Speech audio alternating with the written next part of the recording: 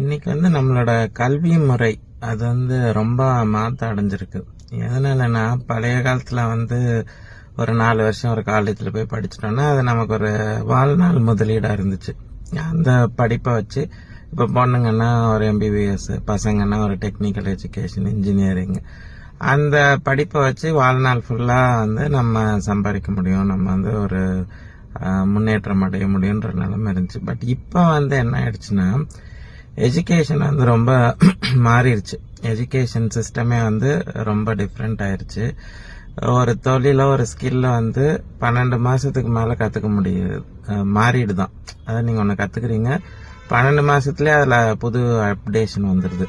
So நீங்க இந்த பழைய காலத்து கல்வி முறை, பழைய காலத்துல நம்ம 4 வருஷம் படிச்சா போதும், அதுக்கப்புறம் படிக்க தேவையில்லைங்கிறது இல்லை.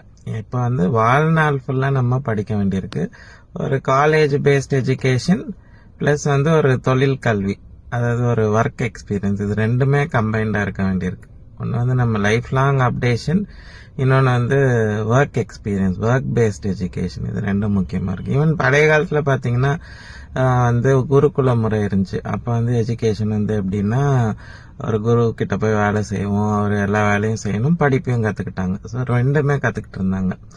நடுவில் இருக்கிற காலத்துல தான் இந்த யூனிவர்சிட்டி எஜுகேஷன் மாதிரி வந்துருச்சு. இப்போ ஈவன் பெரிய பெரிய ஆர்டிஸ்ட், இப்போ லியோனார்டோ டா வின்சி பாத்தீங்கன்னா அவர் 13 வயசுலயே போய் ஒரு ஸ்டுடியோல வேலை செய்ய ஆரம்பிக்கிறாரு, எல்லா வேலையும் செய்யறாரு. கொஞ்சம் கொஞ்சமா கத்துக்கிட்டு அவர் அந்த தொழில ஒரு பெரிய ஆர்டிஸ்ட் ஆறாரு.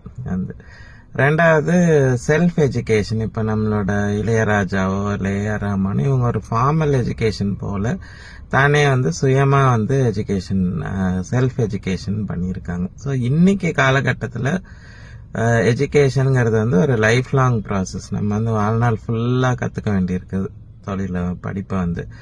ரெண்டாவது பசங்களுக்குமே காலேஜ் பேஸ்ட் எஜுகேஷன் பிளஸ் ஒரு தொழில் கல்வி, ஒரு ஒர்க் எக்ஸ்பீரியன்ஸ், ரெண்டையும் கம்பைண்டா கொடுக்கறப்ப அதோட பெனிஃபிட் அதிகமா இருக்கு. நம்ம இது யோசிக்க வேண்டிய ஒரு விஷயமா இருக்கு. காலேஜ் டிகிரி பின்னாடி ஓடுறது கூட இந்த விஷயத்தையும் நம்ம யோசிக்கணும்.